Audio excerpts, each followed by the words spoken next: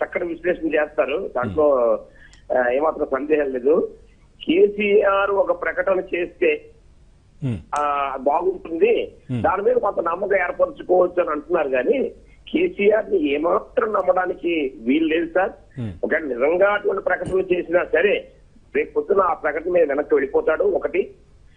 రెండవది ఏంటంటే, జగన్ నేను ఏ పార్టీకి చెందినవాడిని కాదు సార్, ఆయన న్యూట్రల్ పర్సన్. ఆయన ముందరగా చెప్తున్నాను, అంటే ఏబీ అని చూస్తున్నాను కాబట్టి కూడా ఇప్పుడు సోషల్ మీడియాలో ఉంది తెలుగుదేశం అని చెప్పేసి అంత టైప్ లో. నేను ఏ పార్టీకి చెందినవాడిని కాదు, ఒక న్యూట్రల్ పర్సన్, ఆయన సీనియర్ సిటిజన్. సో ఇక్కడ జగన్ పరిస్థితి ఎలా ఉందంటే, జగన్ ఏం మాట్లాడినా సరే ఇవాళ పరిస్థితి ఒక సామెత ఉంది కదండి, ముళ్ళు వచ్చి అరిటాకు మీద పడ్డా, అరిటాకు వచ్చి ముళ్ళు మీద పడ్డా ఆ అరిటాకే ఇది జరుగుతుందని చెప్పేసి. సో అక్కడ కేసీఆర్ ఒక ముళ్ళు లాంటివాడు. మన ఆంధ్రప్రదేశే ఇప్పుడు అరిటాకు నా ఉద్దేశంలో, జగన్ పక్కన పెట్టండి. సో కేసీఆర్ ఎటువంటి ప్రయత్నం చేసినా సరే ఆ ప్రయత్నానికి మనం ఏమాత్రం కూడా మనం తోడుపడితే మాత్రం దానిలో ఆంధ్రప్రదేశ్ పూర్తిగా అన్యాయం అయిపోతుందని చెప్పి నా అభిప్రాయం అండి. ఇది ప్రజలందరూ కూడా గ్రహించాలని నాకు అంతే మనవి. Thank you very much sir. మీరు విక్రమ్ పోలా గారు మీరు ఏమంటారో ఒకసారి. Thank you sir. సో మూర్తి గారు ఎక్స్ప్రెస్ చేసింది కరెక్ట్. అది అంటే నేను ఎందుకన్నానంటే, నేను ఒక మాట కూడా అన్నాను, తెలంగాణ వాదం అనేటువంటిది వాళ్ళకి ఒక ఆయుధం. అది ఎప్పుడైనా బయటికి తీస్తారనేటువంటి మాట మనం మాట్లాడుతున్నాం. అంటే కొన్ని సందర్భాల్లో అది దాన్ని పక్కన పెట్టచ్చు, కానీ బట్ అంతిమంగా అది ఎప్పుడు వాళ్ళు వదులుకోరు. అందువల్ల అంటే ఇప్పుడున్న పరిస్థితుల్లో అట్లీస్ట్ ఒక ప్రకటన చేసినట్లయితే కొంతవరకు వాళ్ళకు అంటే ప్రజలకి కనీసం నేను ఆంధ్ర ప్రాంత ప్రయోజనాలకి నేను అడ్డురాను అనేటువంటిది ప్రయత్నం అనేటువంటిది ఒక ప్రకటన ఏమైనా కేసీఆర్ గారు చేసినట్లయితే అట్లీస్ట్ దానికి ఏదో కొంత శాంక్టిటీ ఉంటుంది అనే మాట మాట్లాడాం. అంత మాత్రం చేత కేసీఆర్ గారు తెలంగాణ వాదాన్ని వదిలేస్తారని నేనైతే అనుకోను. అది ఖచ్చితంగా ఉన్నది. వాళ్ళు ఏంటంటే అవసరమైన సందర్భాల్లో దాన్ని బయటకు తీస్తారు, దాన్ని వాడుకుంటారు, ఎన్నికల్లో వాడుకుంటారు, ఇవన్నీ ఉన్నాయి. కాబట్టి రెండు రాష్ట్రాల మధ్య అనేక సమస్యలు ఉన్నాయి. ఇవాళ ఏ ప్రభుత్వాలు వచ్చినా కూడా ఆ సమస్యల్ని సామరస్యంగానే పరిష్కరించుకోవాల్సిన అవసరం ఉంటుంది. అది తెలుగుదేశం ప్రభుత్వం కావచ్చు, మన వైకాపా ప్రభుత్వం కావచ్చు, లేదా ఇతరత్ర ఏ ప్రభుత్వం వచ్చినా కూడా. కానీ కేసీఆర్ గారు ఇప్పుడు ఆయనకి ఏంటంటే తెలుగుదేశం పార్టీ పట్ల లేకపోతే చంద్రబాబు నాయుడు గారి పట్ల తనకున్నటువంటి వ్యతిరేకతను చాటుకోవడానికి ఎలాంటి హెసిటేషను ఆయన ప్రదర్శించడం లేదు. తెలుగుదేశం పట్ల పూర్తి వ్యతిరేకతను వాళ్ళు ప్రదర్శిస్తున్నారు. అందువల్ల రేపు తెలుగుదేశం వచ్చినా కూడా దీన్ని సామరస్యంగానే మనం పరిష్కరించుకోవాల్సిన అవసరం ఉంది. ఇవాళ జగన్ గారి విషయం పక్కన పెట్టండి, ఏదేమైనా కూడా రేపొద్దున తెలుగుదేశం ప్రభుత్వం వచ్చినా ఇక్కడ టీఆర్ఎస్ ప్రభుత్వం ఉంటుంది, 5 ఏళ్ల పాటు ఇద్దరు కలిసి వెళ్లాల్సిన అవసరం ఉంటుంది. కాబట్టి దాన్ని ఏంటంటే సామరస్యంగానే పరిష్కరించుకోవాలి. లేకపోతే ఏ విధంగా న్యాయ పోరాటాలు లేకపోతే ఇంకో పోరాటాలు దానివల్ల ప్రయోజనం ఉండదు. ఎందుకంటే ఒక డైలాగ్ ఉండాలి, పరస్పరం కూడా సహకరించుకోవాల్సిన అవసరం ఉంది. అందువల్ల అంటే పూర్తి స్థాయిలో మనం ఆయన్ని 100% మనం విశ్వసించకూడదు అని అనుకోవటానికి లేదు. అది కొంత ఏంటంటే రాజకీయ ప్రయోజనాలే. ఇవాళ చంద్రబాబు నాయుడు గారు కూడా ఒక దశలో టీఆర్ఎస్తో పొత్తు పెట్టుకోవాలని అనుకున్నారు కదా, కానీ వాళ్ళు ముందుకు రాలేదు. ఎందుకని చేయాలనుకుంటున్నారంటే రెండు రాష్ట్రాలు కలిసి వెళ్తే ఉభయతారకంగా ఉంటుంది అనేటువంటిది. అయితే ఎప్పుడైతే ఎన్డీఏలోంచి బయటకు వచ్చారో చంద్రబాబు నాయుడు గారు, ఎప్పుడైతే యూపీఏ కూటమిని బలోపేతం చేయడానికి ఆయన కొన్ని ప్రయత్నాలు చేస్తున్నారో అప్పటి నుంచి చాలా స్పష్టమైనటువంటి వైఖరి వాళ్ళు తీసుకున్నట్టుగా కనబడుతుంది. అది తెలుగుదేశం ప్రభుత్వం మీద తెలుగుదేశం పార్టీ మీద తీసుకున్నప్పటికీ దాని యొక్క రిపర్కషన్స్ రాష్ట్రం మీద కూడా పడేటువంటి అవకాశం ఉంది. అందువల్ల టీఆర్ఎస్ వైఖరి ఎప్పుడు కూడా ఆ రకంగానే ఉండే అవకాశం ఉంది. తాత్కాలికంగా కొన్ని పక్కన పెట్టినప్పటికీ కూడా వాళ్ళ రాష్ట్ర ప్రయోజనాలు అనేటువంటిది వాళ్ళు పరిరక్షించుకోవాల్సిన అవసరం ఉంది. ఎందుకంటే వాళ్ళకి కూడా ఒక ప్రతిపక్షం ఉంటుంది కదా, ఇక్కడ మీరేం చేస్తున్నారు అనేటువంటిది కూడా వాళ్ళకి వస్తుంది. కాబట్టి టీఆర్ఎస్ ఆయుధం ప్రతిపక్షం లేకుండానే చేస్తున్నారు కదా సార్ కేసీఆర్. అంటే ఇటువంటి చర్యలన్నీ తాత్కాలికమైనటువంటి ప్రయోజనాలండి. అల్టిమేట్ గా ప్రతిపక్షం లేకుండా ప్రజలే ప్రతిపక్షం అవుతారు. కాబట్టి ప్రతిపక్షం ఏదో నంబర్స్ ని వాళ్ళు తీసుకొని ఇటు కలిపేసుకోవడం వల్ల ప్రతిపక్షం లేదు అని అనుకోవద్దు. దానివల్ల ఏంటంటే ఇంకా ఎక్కువ ప్రజలే ప్రతిపక్షంగా మారేటువంటి అవకాశం ఉంది, మీడియానే ప్రతిపక్షంగా మారేటువంటి అవకాశం ఉంది. కాబట్టి ఇవన్నీ తాత్కాలికమైనటువంటి ప్రయోజనాలు చేకూరిస్తే కానీ లాంగ్ రన్ లో ఎవరు ఆపలేరు. మనం చూసాం, ఇందిరాగాంధీ గారు 1975లో ఎమర్జెన్సీ విధించి అందరినీ జైల్లో కుక్కింది. ఏం జరిగింది? కాబట్టి ప్రతిపక్షం ఇక్కడ ఇది మనది డెమోక్రసీ. ఈ డెమోక్రసీలో తాత్కాలికంగా కొంత ఇబ్బందులు వస్తాయి, కానీ అల్టిమేట్గా ఎవరు కూడా సుదీర్ఘకాలంగా అణిచలేరు. ప్రజల అభిప్రాయాన్ని కానివ్వండి, ప్రజల మనోగతాన్ని కానివ్వండి, దాన్ని అణిచేసేటువంటి శక్తి ఏ ప్రభుత్వానికి లేదు. అది తాత్కాలికంగా జరుగుతుంది. అందువల్ల ఇక్కడ ప్రతిపక్షం లేదు అని అనుకోవడానికి మనం లేదు. ప్రతిపక్ష శాసనసభ్యులు ఉండకపోవచ్చు, కానీ ఇప్పుడు వాయిస్ మీరు వినిపిస్తున్నారు కదా, మీడియా వస్తుంది కదా మనకి. కాబట్టి ప్రజలు వీళ్ళే చూసుకుంటారు, మీడియా కానివ్వండి, ప్రజలు కానివ్వండి, వాళ్ళే ప్రతిపక్షంగా వ్యవహరించేటువంటి అవకాశం ఉంది. రైట్. కాలర్ లైన్ లో ఉన్నారు సార్, నెల్లూరు నుంచి సుధాకర్ గారు. సుధాకర్ గారు, హలో. ఎస్, కాల్ కట్ అయింది. సరే, ఏం చెప్తారు అంటే అవకాశం వచ్చిన ప్రతిసారి ఏదైతే ఇందాక కాలర్ మన మూర్తి గారు మాట్లాడినప్పుడు ఏం చెప్పారంటే తెలంగాణ గవర్నమెంట్ టీఆర్ఎస్ పార్టీని, కేసీఆర్ గారిని నమ్మే పరిస్థితుల్లో ఏపీ ప్రజలు లేరు అని చెప్తున్నారు. సో పార్లమెంట్లో అవకాశం వచ్చినప్పుడు కూడా సపోర్ట్ చేయలేదు. అదేవిధంగా సోనియా గాంధీ ఇక్కడ అసెంబ్లీ ఎలక్షన్స్ కోసం ఇక్కడ హైదరాబాద్ వచ్చినప్పుడు కూడా తను ప్రకటన చేస్తున్న టైంలో కూడా సపోర్ట్ చేయలేదు. సో ఎట్లా నమ్మాలి అని వాళ్ళ వాదన. అంటే అదేనండి, అంటే రాజకీయ ప్రయోజనాల వల్ల ఇక్కడ ఎందుకు వైఖరి మారింది అంటే, మొదటి నుంచి కూడా వాళ్ళు తెలంగాణ సాధనని ఆంధ్ర వ్యతిరేకతని ప్రదర్శిస్తా, ఆంధ్ర ప్రాంత వాళ్ళ వల్లనే తెలంగాణ నష్టపోయింది అనేటువంటిది వచ్చి వాళ్ళు అది కదా ఆ ప్లాంక్ మీద వెళ్ళారు కదా, ఉద్యమం కూడా దాని మీద వచ్చింది.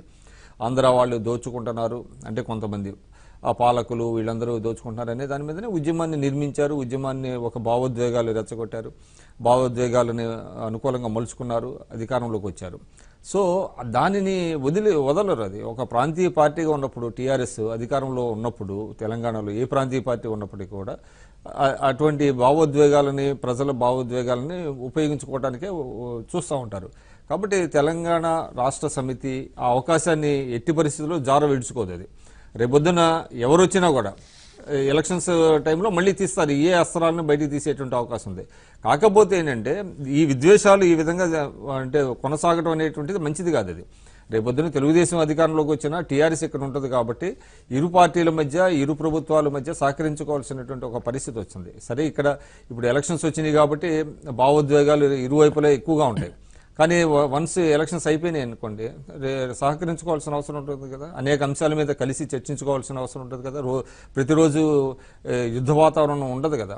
అంటే గతంలో మనం చూసాం, నాగార్జున సాగర్ దగ్గర వాటర్ దగ్గర ఇరు రాష్ట్రాల పోలీసులు వెళ్ళి దాదాపుగా తలపడేటువంటి పరిస్థితి కూడా వచ్చింది ఒక దశలో. కాబట్టి అటువంటి మనం భవిష్యత్తులో రాకుండా ఉండాలంటే సహకరించుకోవాలి. అంటే ఇప్పుడు ఎలక్షన్స్ టైంలో కాబట్టి ఇది సాధ్యం కాదు, కానీ ఎలక్షన్స్ తర్వాత డెఫినెట్గా ఇరు ప్రభుత్వాలు కూడా సహకరించుకునేటువంటి పరిస్థితి వచ్చింది, ప్రజల ప్రయోజనాలు రీత్యా.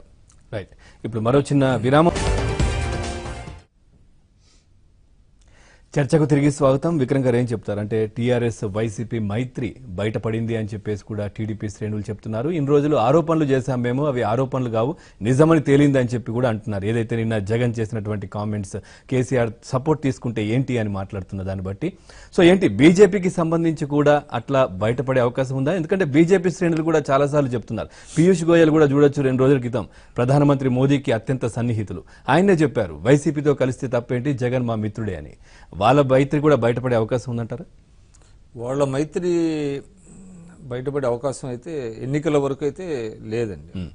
అంటే పోస్ట్ ఎలక్షన్స్లో డెఫినెట్గా ఎన్డీఏకి కనుక సపోర్ట్ చేసే పార్టీలు చాలా వస్తాయి. అంటే ఇక్కడ టీఆర్ఎస్ కావచ్చు, వైసీపీ కావచ్చు, మీద. అంటే నేను అనుకోవటం ఏంటంటే ప్రస్తుతం బీజేపీ పట్ల ఏపీలో ఉన్న వ్యతిరేకతను దృష్టిలో పెట్టుకొని వైసీపీ అంత సాహసం చేసేటువంటి అవకాశం లేదు. ఇన్ కేసు కనుక అటువంటి సాహసం చేస్తే వాళ్ళు సెల్ఫ్ గోల్ వేసుకున్నట్టుగానే మనం భావించాలి.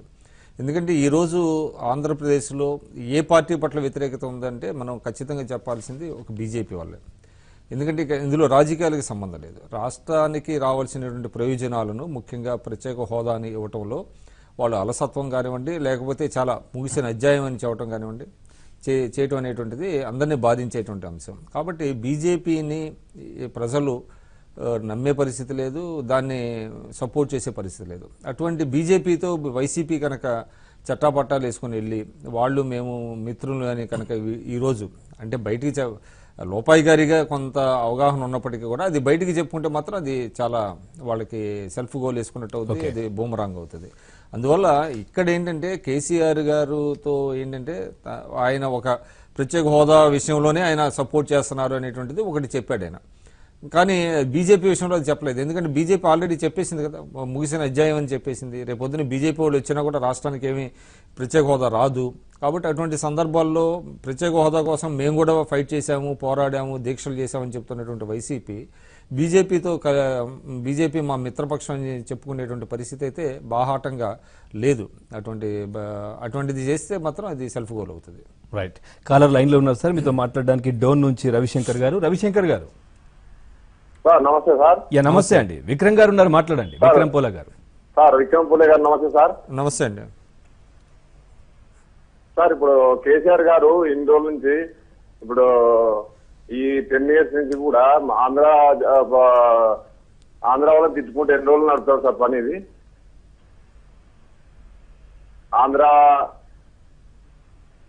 ఆంధ్ర వాళ్ళను ఇది మామూలుగా తిట్టుకుంటూనే ఇన్ని రోజులు వాళ్ళ దగ్గర ప్రాంతీయవాదం సృష్టించి ఇప్పుడు ఇక్కడ ఆంధ్రాలో కూడా అదే మాదిరి చేయాలని చూస్తున్నాం కదా సార్. ఇది ఎంతవరకు అవుతుంది sir? Right, thank you Ravishankar గారు, మీ అభిప్రాయాన్ని వ్యక్తం చేసినందుకు. నెక్స్ట్ కాలర్ లైన్ లో ఉన్నారు సార్, జ్యోతి గారు వైజాగ్ నుంచి. జ్యోతి గారు హలో ఏండి, నేను వైజాగ్ నుంచి మాట్లాడుతున్నాను. ఏబిఎన్ గారికి నమస్కారం. నమస్తే, మాట్లాడండి. విక్రమ్ పోల్ గారికి నమస్కారం అండి. ఈ కేసీఆర్ గారు తన పార్టీని కాంగ్రెస్ లో కలిపేస్తానని ప్రజలందరి ముందుని చెప్పారు, కానీ ఆ మాట ఆయన నిలబెట్టుకున్నారా? ఇప్పుడు విక్రమ్ పోల్ గారు వాళ్ళు ఒక మాట చెప్తే కొంచెం వైసీపీకి బాగుంటది అని అన్నారు కదా, అది మేము సమర్థించట్లేదండి. ఆయన మాటలన్నీ అబద్ధాలే. ఈనాడు ఒప్పుకున్నా ఆయన మళ్ళీ మోసం చేస్తాడు. మేము ఆంధ్ర వాళ్ళు అంత అమాయకులు మాత్రం కాదండి. అది మా నిర్ణయం అండి. థ్యాంక్ యూ జ్యోతి గారు, మీ అభిప్రాయాన్ని వ్యక్తం చేసినందుకు thank you very much. Sir ఏం చెప్తారు? అంటే మేము నమ్మే పరిస్థితుల్లో లేము, కాంగ్రెస్ పార్టీలో విలీనం చేస్తా అని చెప్పారు టీఆర్ఎస్ పార్టీని, అప్పటి నుంచి అబద్ధాలు చెప్తూ వస్తున్నారంటున్నారు. అంటే ప్రజల్లో ఉన్నటువంటి అభిప్రాయాలని, అంటే చాలా మంది కూడా ఆయన ఎప్పటికప్పుడు ఆయన ఎత్తుగడలు మారుస్తూ ఉంటారు, ఆయన వ్యూహాలు మారుస్తూ ఉంటారు కేసీఆర్ గారు. అంటే దానివల్లనే కొన్ని అప్రహెన్షన్స్ ప్రజల్లో ఉన్నాయి. కాబట్టి వారు చెప్పిన దాంట్లో నేను ఏకీపిస్తాను. అంటే పూర్తిగా నమ్మాలని కదా. అంటే నేను అన్నది ఏంటంటే అట్లీస్ట్ ఆయనతో ప్రకటన చేస్తే కొంతవరకు ఎస్ మేము ఏపీ ప్రయోజనాలకి మేము అడ్డు రాము, ఏపీకి ప్రత్యేక హోదా రావాల్సిన అవసరం ఉంది, దానికి మేము సహకరిస్తాం అనేటువంటిది కొంత చెప్పినప్పటికీ చెప్తే దానికి కొంత ఏదైనా శాంక్టిటీ ఉంటుంది. అలా కాకుండా ఈయన ఏకపక్షంగా వాళ్ళు సహకరిస్తారు అందువల్ల తప్పేంటి వాళ్ళతో కలిస్తే అనేటువంటి దాని మీద మనం మాట్లాడుకుంటున్నాం. కాబట్టి ఇవాళ ప్రజల్లో అనేక అభిప్రాయాలు ఉంటాయి. కేసీఆర్ గారి పట్ల ఆంధ్రప్రదేశ్ ప్రజల్లో అనేక అభిప్రాయాలు ఉన్నాయి. అట్లానే హైదరాబాద్లో ఉండే వాళ్ళకి కొన్ని అభిప్రాయాలు ఉన్నాయి. అంటే ఇక్కడ ఎటువంటి ఇబ్బందులు లేవు, అంతా ప్రశాంతంగా ఉన్నది కాబట్టి ఆయన అభిమానించే వాళ్ళు ఉన్నారు. మొన్న అసెంబ్లీ ఎన్నికల్లో ఆయనకు ఓటు చేశారు. అయితే ఏపీలో ఏమో డిఫరెంట్గా ఉన్నది. ఏపీ ప్రజలకి ఏంటంటే ఆయన ఎప్పటికప్పుడు మారుస్తున్నారు. ఆయన ఎందుకు మారుస్తున్నారు, ఆయన స్టాండ్ అంటే రాజకీయ ప్రయోజనాల కోసం మారుస్తున్నారు అనేది మనం ఇందాకే చెప్పాం. అంటే ఎన్డీఏలో తెలుగుదేశం ఉన్నంత వరకు సపోర్ట్ చేశారు, చంద్రబాబు నాయుడు గారిని పొగిడారు. కేటీఆర్ గారు కూడా అనేక సందర్భాల్లో మన ఐటీని హైదరాబాద్లో అభివృద్ధి చేసింది చంద్రబాబు నాయుడు గారు అనేటువంటి ప్రకటనలు కూడా చేశారు కదా. కానీ ఇక్కడికి వచ్చేటప్పటికి వాళ్ళకి ఏంటంటే తెలంగాణ వాదం అనేటువంటి దాన్ని వదులుకోరండి. ఒక చిన్న ఉదాహరణ ఏంటంటే ఉగాది అటువంటి పండగలప్పుడు మనం చూస్తూ ఉంటాం. చంద్రబాబు నాయుడు గారి ప్రకటనలు ఎట్లా ఉంటాయంటే ఇరు రాష్ట్రాల్లోని తెలుగు ప్రజలు సుఖ సంతోషాలతో ఉండాలి, బాగా ఇదవ్వాలి అనేటువంటిది చేస్తారు. కానీ తెలంగాణ విషయం వచ్చినప్పుడు ఆయన అటువంటి ప్రకటన చేయరు కేసీఆర్ గారు. ఆయన కేవలం కన్ఫైన్ అవుతారు తెలంగాణ ప్రజలు అని అంటారు తప్ప ఇరు రాష్ట్రాల ప్రజలు అనే పొరపాటును కూడా ఇప్పటి వరకు అయితే నేను ఏ స్టేట్మెంట్ ఇవన్నీ దేనికంటే ఆ తెలంగాణ వాదాన్ని నేను ఐఎమ్ ఫర్ మై స్టేట్ అనేటువంటిది అంతే తప్ప తెలుగు ప్రజలు అనేటువంటిది ఒక అంటే లార్జర్ పర్స్పెక్టివ్లో ఆయన ఎక్కడ మాట్లాడిన సందర్భాలు ఉండవు అనమాట. ఎందుకు ఉండవు అంటే అటువంటి స్టాండ్ ఎందుకు తీసుకోరంటే ఆ తెలంగాణ వాదాన్ని వదిలేస్తే వాళ్ళకి అది ఒక ఆయుధం అది అనమాట. అందువల్ల అది ఒక ఎత్తుగడ. కేసీఆర్ గారు అటువంటి దీన్ని వదులుకోరు ఆయన. అందువల్ల ఆయన ఒక విశాల దృక్పథంతో రెండు రాష్ట్రాల ప్రజలు ఉండాలి, రెండు రాష్ట్రాల అభివృద్ధి చెందాలి అనేటువంటిది ఆయన ఎక్స్ప్రెస్ చేయరు. మనసులో ఉండొచ్చు, లేకపోతే ఏదైనా ఉండొచ్చు. కానీ అది ఎప్పుడైతే అట్లా చేస్తారో ఆయనకి ఆ ప్రత్యేకత పోతుంది అనమాట. ఆ తెలంగాణ వాదం అనేటువంటిది పోతుంది, ఆ సెంటిమెంట్ పోతుంది. అందువల్ల ఆయన అటువంటి ప్రకటనలు చేయరు. అందువల్ల ఏపీ ప్రజల్లో కూడా కొన్ని అనుమానాలు, అపోహలు ఉన్నాయి. కాబట్టి ఇవాళ జగన్ గారు ఏదైతే ఒక ప్రకటన చేశారో దాని మీద ప్రజల్లో పెద్ద ఎత్తున చర్చ జరిగేటువంటి అవకాశం ఉంది.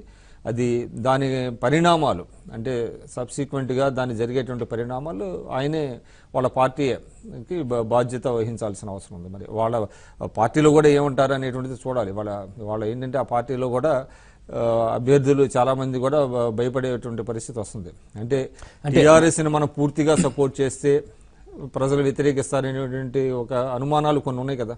కాబట్టి జగన్ గారు మరి ఏ విధంగా ఎందుకు అన్నారు ఆ మాటని అనేటువంటిది మనకు తెలియదు. అది దాని యొక్క ఫలితాలు వాళ్లే అనుభవించే. అంటే మీరు అన్నట్టుగా చంద్రబాబు నాయుడు గారు ఏదైతే ఇప్పుడు మీరు అన్నట్టుగా ఉగాదికి శుభాకాంక్షలు తెలుగు రాష్ట్రాల ప్రజలకు చెప్తారు అని చెప్పి మీరు చెప్పారు. సో చంద్రబాబు నాయుడు గారికి ఏదైతే తెలంగాణకు సంబంధించి కూడా 30-40% ఇప్పటికి కూడా ఓటు బ్యాంక్ ఉంది, అదేవిధంగా క్యాడర్ కూడా ఉంది. ఆయనకి ఇటు నిజామాబాద్, ఆదిలాబాద్ నుంచి ఇటు శ్రీకాకుళం వరకు తిరిగినటువంటి అనుభవం ఉంది. ప్రతి గ్రామంతో ప్రతి పల్లెతో కూడా అనుభవం ఉంది.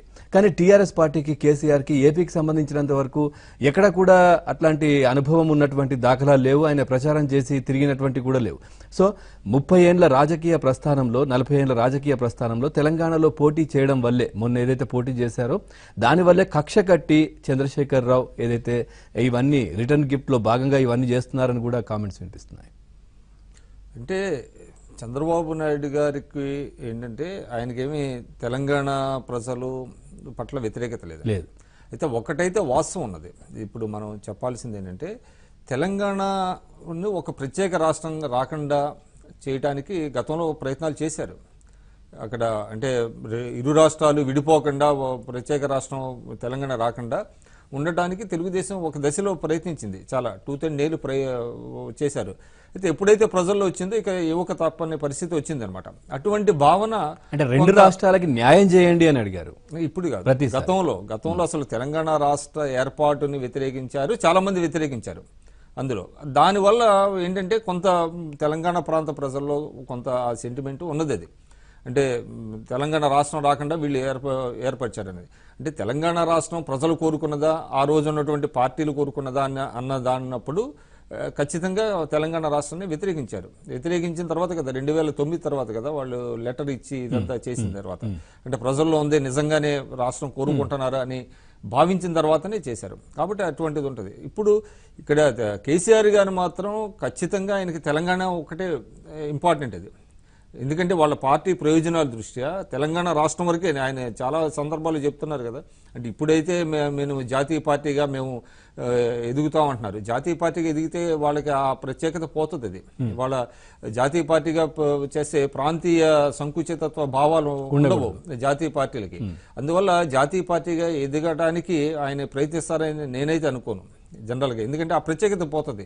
తెలంగాణ వాదము, తెలంగాణ ప్రయోజనాలు అనేటువంటిది ఒక ప్రత్యేకతను ఆయన ఎందుకు పోగొట్టుకుంటారు? అప్పుడు అన్ని రాష్ట్రాలు సమానం అనే భావనతో అన్ని రాష్ట్రాలు అంటే ప్రజలందరినీ ఒక విశాల దృక్పథంతో వ్యవహరించాల్సిన అవసరం ఉంటుంది. ప్రాంతీయ భావాలకి చోటు తక్కువ ఉంటుంది అప్పుడు. అందువల్ల జాతీయ పార్టీల దృక్పథం వేరుంటుంది, ప్రాంతీయ పార్టీల దృక్పథం వేరుంటుంది.